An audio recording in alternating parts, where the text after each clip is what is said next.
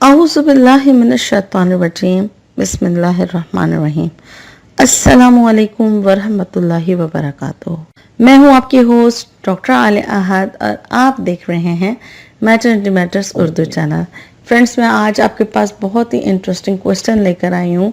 क्या वाइफ अपने शोहर की शर्मगाह को ऊपर से चूम सकती है? मुंह में ना ले, सिर्फ ऊपर से छू सकती है होंठों से? ये सवाल कुछ इस तरह से है कि इनके पूछने का मकसद ये है कि जो मर्द की शर्मगाह है इसको मुंह में ना लिया जाए।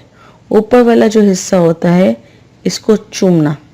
एक तो होती है पूरी शर्मगाह और एक ये है कि शर्मगाह का जो ऊपर वाला हिस्सा है उसको ऊपर छूना जायज़ है या नाजायज़ है, उसको चूमना जायज़ है या नाजायज़ है। क्या शरीयत इस बात की इजाज़त देती है नहीं देती? क्या ज़ाब्ता है? क्या ठीक है।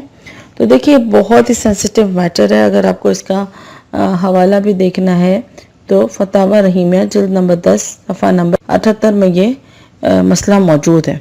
बाज़ दफ़ा मर्द ये कहते हैं कि हमें हमारी बीवी को तो कोई एतराज़ नहीं है, हमें तो कोई प्रॉब्लम नहीं है, तो फिर किस चीज़ का इनकार है? देखिए, शरीयत के जो उसूल व कायदे हैं ना, वो आपके, मेरे या किसी और के इस हाँ कहने या ना कहने से नहीं चलते।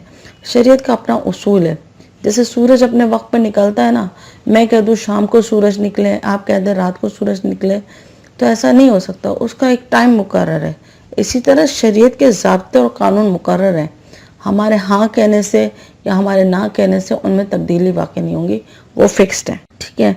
एग्जाम्पल लीजिए, जैसा कि इंसान के नाक के अंदर रतूबत है और उसके अंदर गंदगी है। इसका मतलब क्या है कि नापाक है अंदर वाला हिस्सा, बाहर वाला हिस्सा तो नहीं है ना। अब कोई शख्स इसको मुंह में ले तो ये जायज़ तो नहीं है, ना इसको मुंह में लेना जायज़ है, ना इसको चूमना जायज़ है। तो इसका क्या मतलब है कि गंदगी अंदर है तो कोई मुंह में नहीं लेता। कोई भी शरीफ आदमी अहले शुरफा जो है इस चीज़ को पसंद नहीं करता कि शर्मगाह को मुंह में लेना।